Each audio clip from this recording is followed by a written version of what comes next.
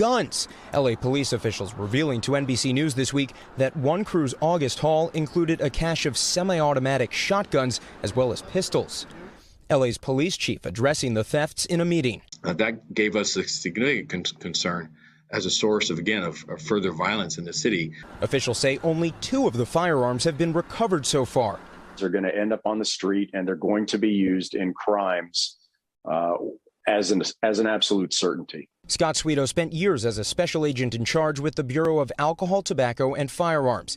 He says it's pretty common for tens of thousands of guns to be shipped across the country like everything else. Security around guns on a train really just relies on the hope that people aren't going to realize what's in there, right?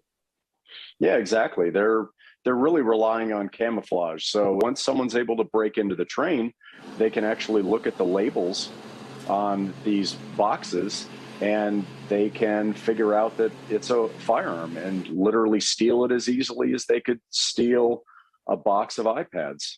Multiple law enforcement sources tell NBC News the crime sprees can last for hours before police realize what's happening, much easier than targeting gun shops. Gun store burglaries get reported very, very quickly. There are more often than not alarms.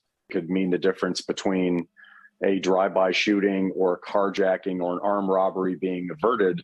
Nationwide, the ATF says firearm thefts have been trending down over the past year, but LAPD data shows shootings are up and homicides increased 54% from 2019 to last year, even as LAPD says it recovered many more guns last year compared to 2020. When asked for comment, the ATF referred us to LAPD and Union Pacific Railroad, which operates the rated trains.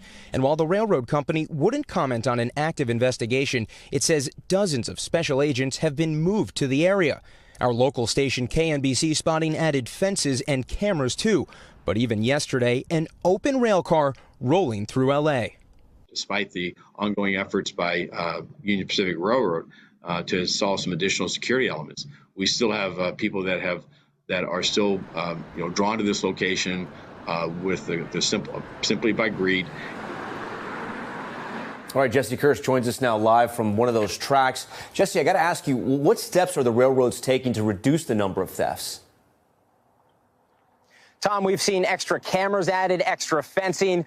The rail line also says they've added dozens of those special agents. But let me give you the reality check right where we are here in Los Angeles. I don't see any visible signs around here of obvious added cameras. I don't see extra security or police personnel. And look at where that fence line is. Anyone could easily walk right down from the street level and be on the tracks and climb onto a train. And then look at this visibility line. You can see the tracks here are below the street level, which means that the general public can't easily see what's going on. And if that's happening, some sources telling our team that it could be hours before police are able to realize what is going on down here. Yeah, those trains are just sitting ducks there. You mentioned in the piece, I think I heard this correctly, that authorities say only 2 of those guns were recovered, but there's 80 that are missing. Any prospect they're going to find the rest of those? That former ATF official we spoke with tells us that sometimes guns aren't recovered or even realized to be missing until they are used to commit a crime. He adds that it could take years to track down a weapon. And of course, Tom, there's always the possibility those guns are never found. Thanks for watching our YouTube channel. Follow